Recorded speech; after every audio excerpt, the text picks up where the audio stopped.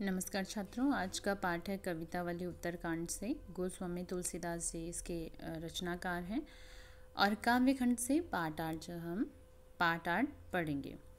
छात्रों, पाठ प्रारंभ करने से पहले तुलसीदास जी के जीवन पर प्रकाश डालते हैं। जन्म सन 1532 बांदा उत्तर प्रदेश जिले में राजापुर गांव में हुआ था। प्रमुख रचनाएं रामचरितमानस, विनय पत्रिका, गीतावली, कृष्ण गीतावली, दोहावली और कवितावली और रामाज्ञा प्रश्न। निधन 1623 ईस्वी में काशी में। भक्तिकाल के सगुण काव्यधारा के एक प्रसिद्ध कवि, राम भक्ति के एक प्रसिद्ध कवि हैं तुलसीदास जी, और किस तरह से उनकी अपनी शाखा के राम शाखा के सर्वोपरि कवि हैं तुलसीदास जी।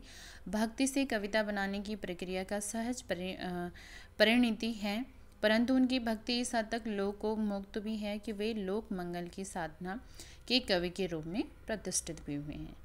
यह बात न सिर्फ उनके काव्य संवेदना से हमें पता चलती है, वरन उनकी जो काव्य भाषा है इससे भी हमें पता चलता है।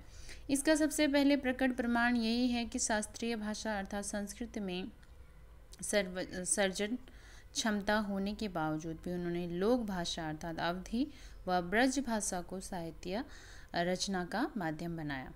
जिस प्रकार उनमें भक्त और रचनाकार का द्वंद्व है, उसी प्रकार शास्त्र व लोक का द्वंद्व भी है, जिसमें संवेदना की दृष्टि से लोक की ओर वे झुके हुए हैं। साथ में उन्होंने अपनी भाषा में पूर्ण रूप से न्याय किया है। अपनी लोक भाषा को उन्होंने जो लिया उसमें पूर्ण रूप से न्याय किया है, और यही उनकी विशेषता भी है। दार्शनिक और लौकिक स्तर पर भी बहुत प्रकार के द्वंद्वों के चित्र उनकी रचनाओं में मिलते हैं, और समन्वय की ऊपरी विभिन्नता में निहित एक मानवीय सूत्र को उपलब्ध करा के संसार में एकता व शांति का मार्ग भी उनकी रचनाओं के माध्यम से प्राप्त होता है। आगे क्या करें, तुलसीदास जी के लोक शास्त्र में गहरी समझ थी। वो लोक शास्त्र को बहुत अच्छे से जानते थे तथा जीवन और जगत की किस तरह व्यापारिक अनुभव को भी जानते थे। मार्मिक प्रशंसों को से भी वो अचूक नहीं रहे हैं। राम भक्त कवि थे, परंतु अपनी रचनाओं में उन्होंने तत्कालीन आर्थिक और सामाजिक स्थिति को भी अच्छे से दर्शाया है। रामचरितमानस यह हिंदी व अद्वितीय महाकाव्य बनकर उभरा है, और विश्व प्रसिद्ध लोकप्रियता के पीछे सीताराम कथा की अधिक संवेदना और समाज की नैतिक बनावट की समझ है। उनके सीताराम ईश्वर की अपेक्षा तुलसी के दर्शन काल और देश काल के आदर्शों के अनुरूप किस तरह से मानवीय धरातल में पुनः उसे क्या करती है, चित्रित करती है। आगे क्या लिखने, गोस्वामी जी ग्रामीण व कृषक संस्कृति तथा रक्त संबंध की मर्यादा पर आदर्शीकृत गृहस्थ जीवन के चिचेरे कवि भी हैं। तुलसीदास इस अर्थ में हिंदी के जातीय कवि हैं कि अपने समय में हिंदी क्षेत्र में प्रचलित सारे भावात्मक काव्य भाषाई तत्वों का प्रतिनिधित्व भी वे करते हैं। इस संदर्भ में उन्होंने विचार भी प्रस्तुत किए हैं। अपने काव्य रूप में छंद और काव्य भाषा की जो बहुल समृद्धि उनको दिखाती है वो अद्वितीय है। तत्कालीन हिंदी क्षेत्र में दोनों काव्य भाषाओं में, चाहे वो अवधी ले लें चाहे वो ब्रज ले लें, तथा दोनों संस्कृति बनाते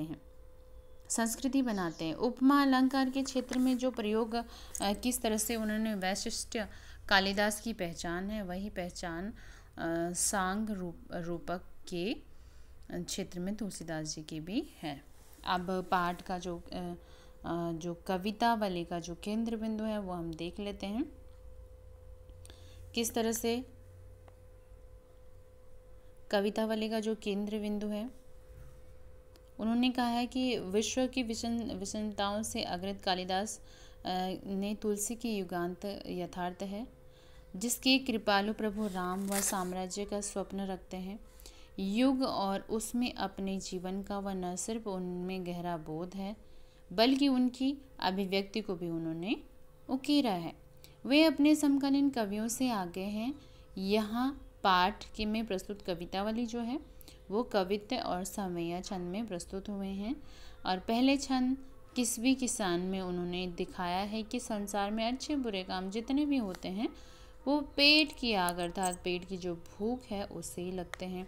वह दारुण और गहन यथार्थ है और जिसका कि समाधान वे राम रूपी घनश्याम के ऊपर छोड़ते हैं।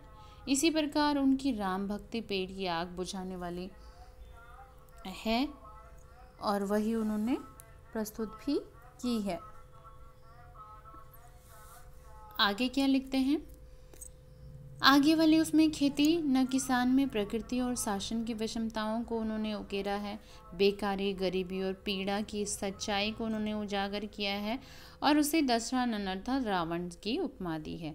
तीसरे छंद दूध कहो में भक्ति की गहनता और सघनता के उपजे भक्त हृदय के आत्मविश्वास को भी सजीव चित्रण किया है, जिसमें समाज में व्याप्त जात पात और धर्म में के विभेदक दुर्ग्रहणों के तिरस्कार उन्होंने किया है। इसी प्रकार भक्ति और रचनात्मक भूमिका का संकेत यहाँ है, जो आज देश भेदभावमूलक सामाजिक राजनीतिक माहौल में अधिक क्या है प्रासंगिक है। रामचरितमानस के लंका कांड से गृहीत लक्ष्मण के शक्तिवान लगने का जो प्रसंग कवि ने मार्मिक स्थलों की पहचान और श्रेष्ठ नमूना दिया है।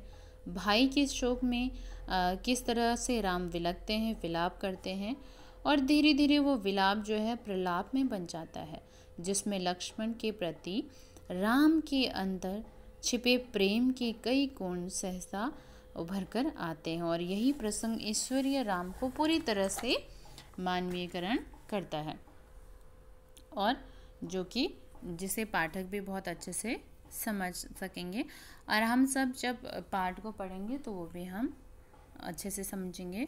तो छात्रों, पहले आज जो मैं आपको पढ़ा रही हूँ पहला छंद है किसवी किसान की, वो हम पढ़ेंगे। उत्तरकांड से लिया गया है और उत्तरकांड में किस तरह से कवि तुलसीदास जी ने अपनी तत्कालीन अर्थात उस समय की सामाजिक स्थिति और आर्थिक स्थिति को दर्शाया है। वही आज हम पढ़ेंगे।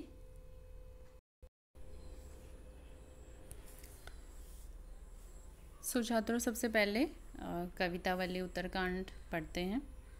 किसवी किसान कुल बनिक भिखारी भार, चाकर चपल नट चोर चार चिटकी, पेट को पढ़त गुण को गढ़त चढ़ी गिरी, अटत गहन एहन अखीटी, ऊंचे नीचे काम करत धर्म अधर्म करी, पेट ही को बचत पेट बेचत बेट की बेटा, तुलसी बुझाइन एक राम घनश्याम हीते, आगी बड़ी बागिते बड़ी है आगी पेड़ की।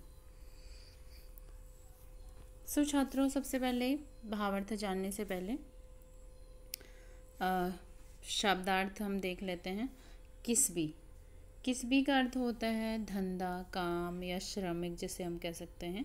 किसान कुल अर्थात कृषक वर्ग, किसान वर्ग। बनिक अर्थात व्यापारी, ठीक है। भिखारी, भीख मांगने वाला, ठीक है। और भाट किसे कहते थे?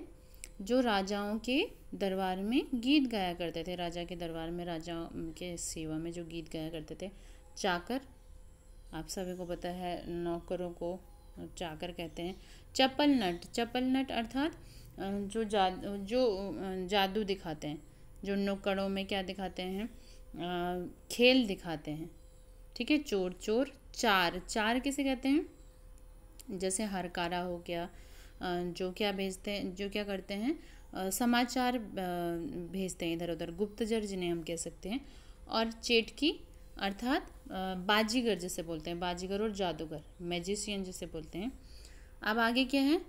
पेट को अर्थात पेट के लिए, पढ़त अर्थात पेट के कारण, गुण गढ़त अर्थात पेट के लिए ही। गुण गढ़त का अर्थ होता है अलग अलग चीज, अलग अलग तरह तरह के उपाय ढूंढना। चढ़त अर्थात चढ़ना, गिरी अर्थात पर्वत, गिरी का अर्थ क्या हो गया? पर्वत। अटत गहन अटत का अर्थ क्या होता है यहाँ पर?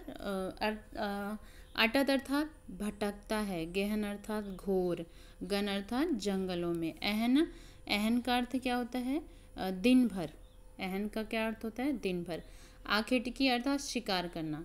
अब क्या है? पेट पढ़त अर्थात पेट के ही कारण, गुण गढ़त अर्थात तरह तरह के उपाय ढूंढना, चढ़त अर्थात चढ़ता है, गिरी अर्थात पर्वत। अटत, अटत का अर्थ क्या बताया था मैंने? अटत मतलब भटकता है, गहन अर्थात घोर, गन अर्थात जंगलों में, अहन अर्थात अहन का अर्थ दिन भर, ठीक है। और आखेटिकी का अर्थ क्या होता है? शिकार करना। आखेटिकी का अर्थ क्या होता है? शिकार करना। तो ये आगे क्या है? ऊंचे नीचे अर्थात ऊंचे नीचे, निम्न उच्च, कर्म अर्थात कर्म, धर्म, धर्म और अधर्म करे, कि सब धर्म और अधर्म अर्थात अच्छे या बुरे कर्म। पेट को ही पचत, पेट को ही पचत अर्थात पेट के ही कारण, ठीक है। क्या करते हैं? बेचत अर्थात बेचता है, बेटा और बेटकी, बेटकी अर्थात बेटी को, पेट के ही कारण बेटा और बेटकी को। तुलसी बुझाइन, तुलसी, तुलसीदास जी कह रहे हैं बुझाइन अर्थात बुझाता है, एक राम, सिर्फ एक राम है, घनश्याम, घनश्याम यहाँ पर बादलों के लिए, ठीक है, बादलों के लिए प्रयोग हो रहा है, जिसे मेघ भी हम कह सकते हैं, ठीक है। घनश्याम मेघ के लिए। आगे तुलसी कह रहे हैं एक श्री राम, घनश्याम ही, घनश्याम अर्थात मेघ, आग अर्थात आग, बड़ बागती, बड़ बागती कौन सी होती है? समुद्र की आग, समुद्र की भयानक आग को बड़ बागती आग कहते हैं। और क्या है? बड़ी है आगी पेट की, ठीक है। आगी अर्थात आग, पेट की अर्थात पेट की जो आग है वो। Clear to everyone? ये शब्दार्थ हो गया। अब भावार्थ देखते हैं। सबसे पहले क्या लिखोगे? प्रसंग प्रस्तुत जो पद्यांश हमारी पाठ्य पुस्तक आरोह भाग 2 के कवितावली उत्तरकांड से लिया गया है, जिसके रचनाकार क्या हैं? तुलसीदास जी हैं। और इस जो पद्यांश है इसमें क्या है? तुलसीदास जी ने अपने समय की सामाजिक और आर्थिक स्थिति को दिखाने का प्रयास किया है, और साथ में ही ये बताने का प्रयास किया है कि मनुष्य कोई भी काम करता है, चाहे वो गलत हो चाहे बुरा हो, वह अपने पेट के लिए ही करता है, अर्थात पेट के ही कारण करता है। तो पढ़ते हैं। किस भी, ठीक है, जो श्रमिक वर्ग है, किस भी किसान कुल, किस भी अर्थात धंधा, काम, श्रमिक, श्रम, किसान कुल, कृषक वर्ग, बनिक, व्यापारी, भिखारी अर्थात भीख मांगने वाला, भाट अर्थात राज दरबार में गाने वाला, चाकर अर्थात सेवक, चपल अर्थात जो नट जो क्या होते हैं, अलग अलग कर्तव्य दिखाते हैं, और चोर अर्थात चोर, चार अर्थात जो गुप्तचर हैं, ठीक है, और चेटकी अर्थात जो बाजीगर हैं, चेटकी अर्थात जो बाजीगर हैं, जो जादूगर है, मैजिशियन है, वो सब मनुष्य जो भी काम करता है, चाहे वो किसान वर्ग हो, चाहे वणिक वर्ग हो, भिखारी हो, या राज दरबार में कोई गाने वाला हो, या फिर कोई सेवक हो, कोई नाट्य दिखाने वाला, कोई नृत्य करने वाला हो, चाहे चोर चोरी करता है, कोई गुप्तचर सूचना पहुंचाता है, या कोई बाजीगर अगर कोई जादू दिखाता है, वो सब पेट को ही पढ़त, पेट के ही कारण, वो सब क्या है? पेट के ही कारण वो क्या करते हैं? यह सब कार्य करते हैं। अब आगे दूसरी पंक्ति में क्या कह रहे हैं तुलसीदास जी? कि पेट के ही कारण, पेट की भूख के ही कारण क्या करता है? गुण गढ़त, गुण अर्थात गुण, गुण ग्रहण करना, अलग अलग उपाय, दूसरा इसका शब्दों में अर्थ है कि पेट के ही कारण मनुष्य अलग अलग उपाय ढूंढता है, अलग अलग उसे कर्तव्य सूझते हैं, अलग अलग चीज़ों को वो ग्रहण करता है, चाहे वो अच्छे हों बुरे हों। पेट के ही कारण क्या करता है? चढ़ता है गिरी पर्वत पे, पेट के ही कारण यहाँ तक मनुष्य पर्वतों में चढ़ने लग जाता है, ठीक है। पेट के ही कारण अटत, अटत का अर्थ क्या बताया था मैंने यहाँ पर? कि भटकता है, पेट के ही कारण भटकता है, गहन, गहन गन, गहन अर्थात घने, गन अर्थात जंगलों में, अहन का अर्थ दिन भर, आखेटी अर्थात शिकार के कारण। पेट के ही कारण जो है मनुष्य दिन भर गहन घोर जंगलों में शिकार के लिए क्या करता है, भटकता है। और आगे आगे पंक्ति में कह रहे हैं ऊंचे नीचे कर्म अधर्म करें। यहाँ तक कि मनुष्य क्या करता है, उसे धर्म और अधर्म में कोई अंतर नहीं सूझता, वह धर्म अधर्म नहीं समझता और वह कोई भी काम करने के लिए क्या हो जाता है, तैयार हो जाता है, कोई भी काम कर लेता है, क्योंकि उसे पेट की आग को क्या करना है, शांत करना है। इसलिए वो अब उसमें अधर्म और धर्म में कोई अंतर उसे नहीं सूझता। यहाँ तक कि तुलसीदास जी कह रहे हैं, यहाँ तक कि मनुष्य की पेट की आग ये है कि यहाँ तक कि पेट की आग अर्थात आवश्यकताओं की आग, जब हमें हमारे जो शारीरिक पूर्ति नहीं होंगी, हमें भूख लगी है तो भोजन नहीं प्राप्त होगा, तो मनुष्य तरह तरह के उपाय ढूंढेगा कि किस तरह से हमें अपनी भूख को शांत करना है।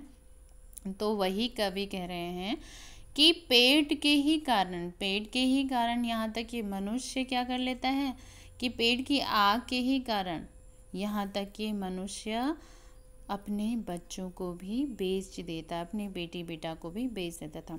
अब उस समय की मैं बात आपको बताऊं, जब तुलसीदास जी ने जब ये कवितावली उन्होंने लिखी, तब देश की स्थिति इस तरह से थी कि राजा महाराजाओं के यहाँ बच्चों को बेच देते थे और राज दरबार में एज ए गुलाम वह काम करते थे। तो उस समय क्या, तो जो गरीब परिवार था वो अपने बच्चों को भी राजाओं को बेच देते थे और वहाँ राजमहल में वो एक गुलाम की तरह काम करते थे। तो वो उस समय की स्थिति को वो दर्शा रहे हैं। आगे कह रहे हैं तुलसीदास बुझाए निकसाम। आगे कह रहे हैं कवि कि सिर्फ इस आग को, इस पेट की आग को तुलसीदास कह रहे हैं कि बुझाएंगे एक राम, सिर्फ एक राम। घनश्याम, घनश्याम यहाँ पर मेघों के लिए प्रयोग हुआ है, न कि श्री कृष्ण के लिए। घनश्याम अर्थात मेघ, बादल, कि इस पेट की भयानक आग को सिर्फ राम रूपी बादल ही क्या कर सकते हैं, बुझा सकते हैं। क्योंकि जो पेट की आग है, आग ही बड़े बागते बड़ी है। बड़ी वागिते का अर्थ होता है समुद्र की आग, कि यह समुद्र की आग किससे भी भयंकर आग क्या है, पेट की आग है। क्या कह रहे हैं कवि तुलसीदास जी कि यहाँ पर जो आग है, जो पेट की आग है, वो समुद्र की आग है, आग के से क्या है, आग के लगने वाले के समान है। जैसे समुद्र की आग को आसानी से शांत नहीं किया जा सकता, वैसे ही इस पेट की आग को सिर्फ राम रूपी घनश्याम ही शांत कर सकते हैं।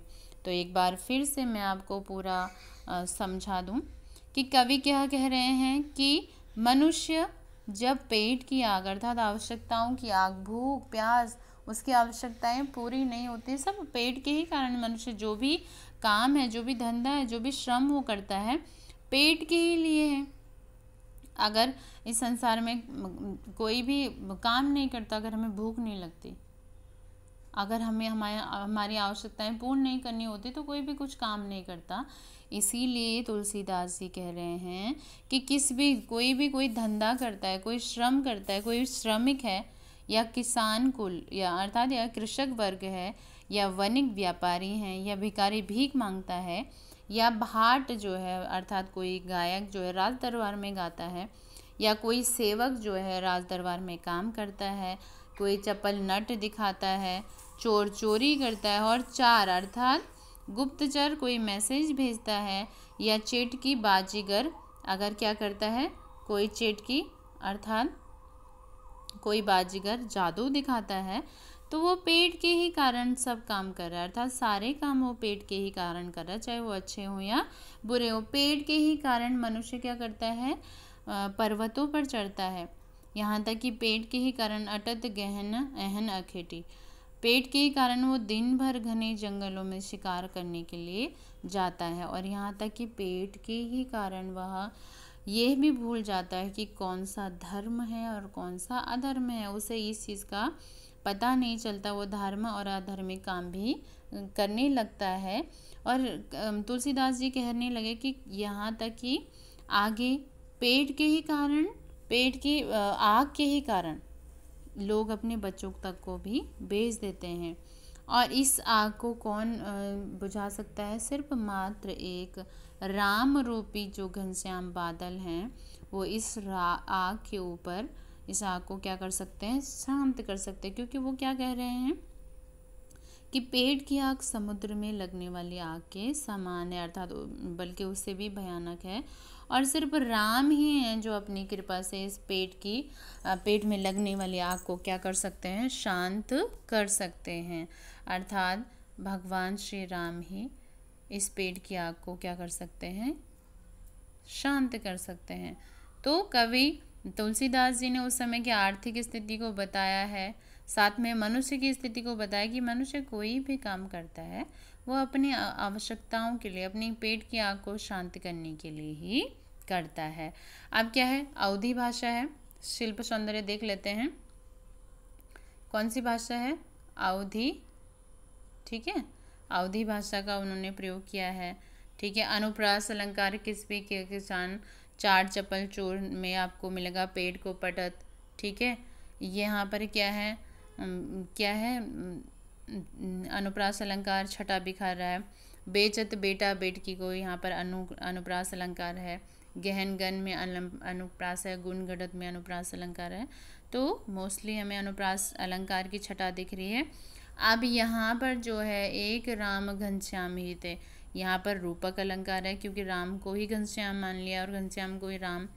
आगे बड़ी बागी थी आगे पेट की, ये वाला जो है आगे बड़ी बागी बहुत बढ़ा चढ़ा कर बोला है, इसलिए यहाँ पर क्या है? अतिशयोक्ति और व्यतिरेक अलंकार भी है। अतिशयोक्ति अर्थात किसी भी चीज़ को जब बढ़ा चढ़ा कर बोला जाए तो वहाँ पर अतिशयोक्ति अलंकार होता है। कवितावली का पहला भाग हम पढ़ चुके हैं। अवधी भाषा में लिखा है। अनुप्रास अलंकार अपनी छठा भी बिक रहा है। रूपक अलंकार एक राम घनश्याम ही थे में रूपक अलंकार है। आगे बड़ी बात थी, पेट की आग में अतिशयोक्ति है और व्यतिरेक अलंकार है। ठीक है, अवधी भाषा में तुलसीदास जी ने ये लिखा है और बहुत ही सुंदर ढंग से उन्होंने तत्कालीन सामाजिक स्थिति को, आर्थिक स्थिति को दर्शाने की कोशिश की है। तो छात्रों, अगले भाग में फिर से मिलेंगे। आशा है कि आज का ये भाग आपको अच्छे से समझ में आ गया होगा। अगले भाग में फिर से मिलेंगे, तब तक के लिए धन्यवाद।